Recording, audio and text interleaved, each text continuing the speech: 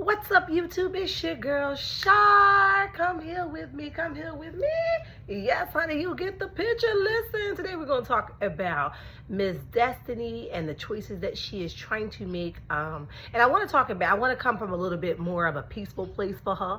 Okay, I want to give her some sound advice if she ever run across my video. I don't know if she do or she don't, but who the hell needs advice from Shar? I'm just Shar, right?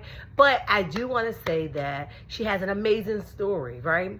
I think the problem that people have with her, rather than saying, oh, I'm going to poke Destiny, I think the problem that people have with her is just her being dishonest. It's just about her prolonging her honesty, prolonging her story, prolonging what the hell she has going on. Because for some time now, everybody's been asking, well, Destiny, what the hell is on? You know, like, what you got going on? And she just wouldn't respond, right? She just was the bone carrier and carried the bone of this person about Melody and this person about Melody and that person about Melody. And did you hear, girl? And then, then she joined forces with certain people. So we've been asking for a long time, what is the story behind Destiny Payton? And for a long time, she didn't say anything. So now all of a sudden that people are calling it out and noticing that she's been hiding behind the idea of let's shade Melody. And now they're saying, like, look, girl, you got to come and produce something, right?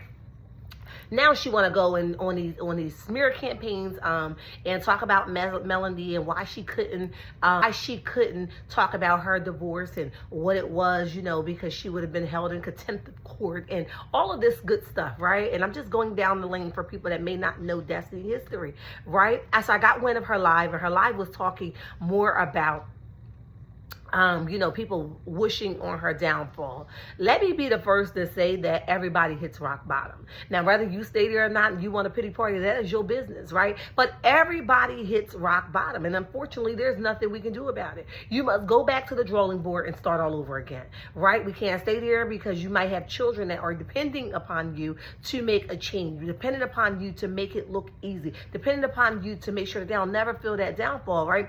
So with that being said, we don't have a choice to stay down there. At least if you get down there, don't be down there too long, because you got children you may be looking behind. You might have family. In Destiny's case, she has her dad, she has her son. So there's people that's waiting for you to get up. You don't have time to have a pity party. You don't have time to say, well, ain't nobody helped me down there. Well, when I needed you, nobody helped me. Nobody gave me a lifeline. Give me that same grace. We didn't have time for that, so now it's something that they're asking you and they putting the fire up under your feet. Now it's like, oh, okay, I got something I say. Give me the microphone. Okay, and when they give you the microphone, you're like, well, Melody had a foreclosure. Well, Melody filed for bankruptcy. Well, Melody, I loaned her money too. Well, Melody, well, what about Destiny? We want to know. We want to know what about Destiny, right? So we're interested to know what about Destiny.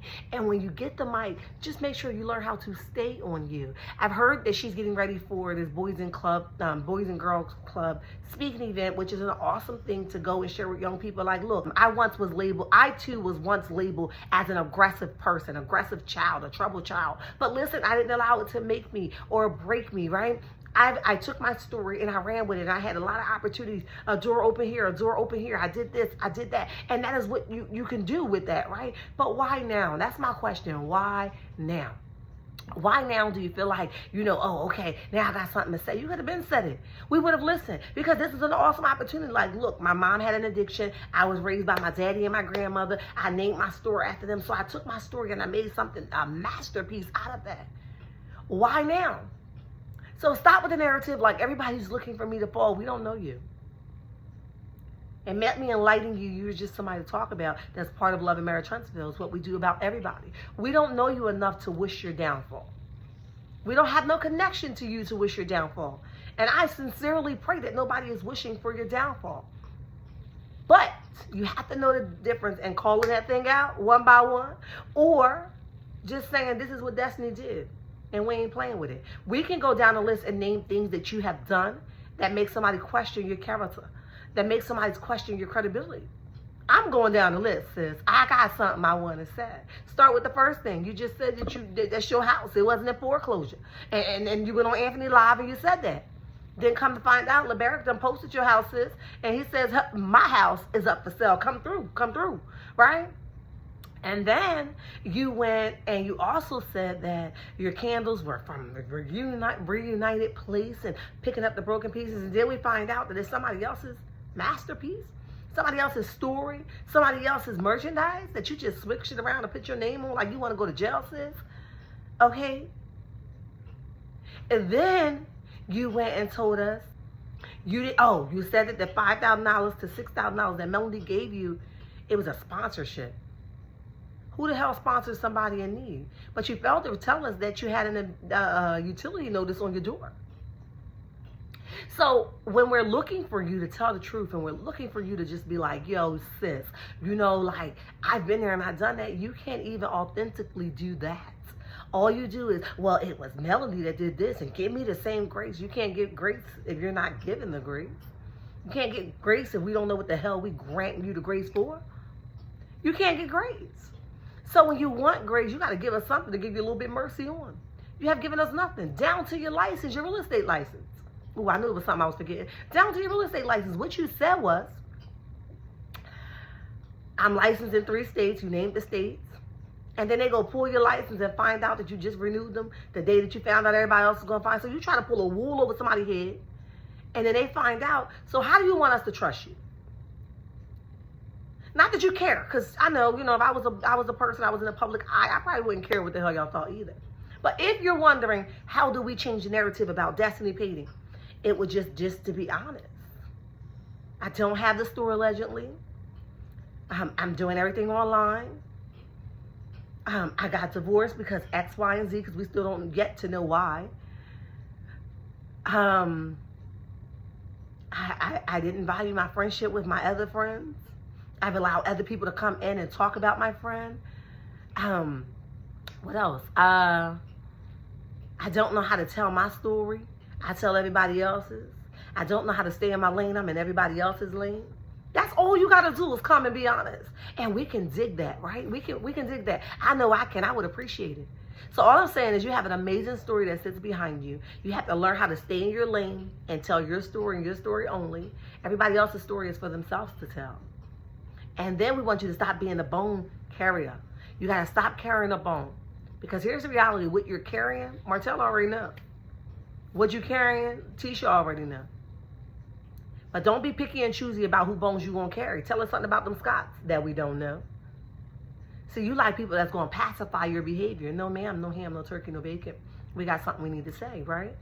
So let me leave you with that. You have an awesome story. I heard what you said about the Boys and Girls Club. You're gonna go tell them about your mother was addicted and how you had to live. That is an amazing story.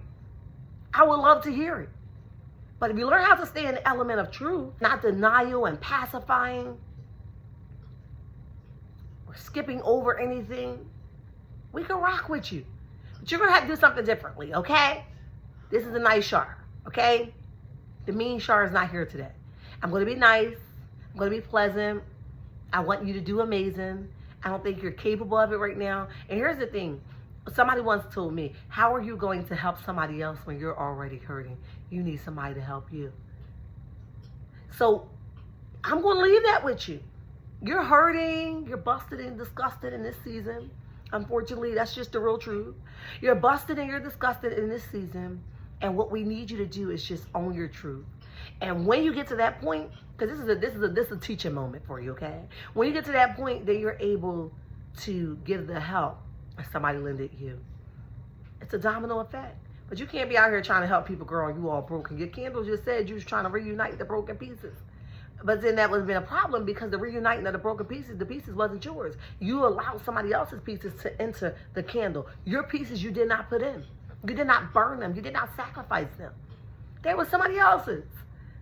So when you put your own pieces into that candle and allow them to burn away, then you can then lend a hand and say, hey, brother, I'm going to help you. Hey, sis, I got you. Hey, sis, I've been there. But right now, we can't take you serious. We can't take you serious. Listen, I know. I blew somebody's mind today. It isn't something that you wanted to hear. It isn't something that you wanted to accept, and it wasn't something you're ready to digest. However, in life, you must make a choice. Do I tell my truth or somebody else's? That's your decisions, and the only one that got to live with that is you. Listen, do 4 things for me. Meet me in the comment section. Turn your notification on. Hit the like button and subscribe. Listen, also, I'm going to pin the link down below. Go follow my new page. Wisdom is free. It's new content. It's truth behind truth. We're calling things out based off TV shows. We're calling the behaviors out, and I would love for you to join me there. I'll pin the link down. It's called Wisdom is Free, and that's me over there. I've already uploaded one video. I want to get more content over there, but I need you guys to come in so we can get that channel up and popping, okay, and let them know we got many tools over here, okay.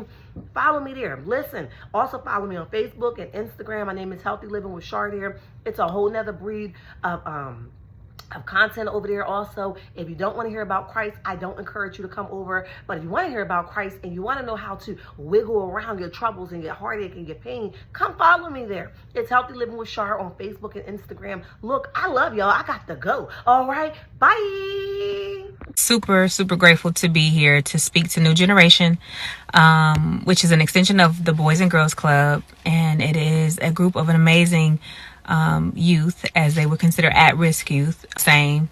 I was, a statistic. I was a walking statistic, coming from a drug-addicted mother, being in foster homes and group homes before my dad got custody, when my grandmother got custody of me, and then which is why I pay homage to them through Madani, which is named after my father and grandmother. There were so many things against me, so many things that were, supposed to be my life based on what I came from. And I say that to say that I'm just grateful to be able to pour into these beautiful children the tools that I was able to learn along the way and use in this thing called life. I think my video got cut off, but I was saying that I am, very grateful, one, for my father stepping in and being a real, stand-up father and man and raising me, and my godmothers who poured into me, and all the women that have mothered me along the way, and all of my mentors, and just amazing people that have added value to my life. And I'm grateful to be here to add value to these amazing kids, and hopefully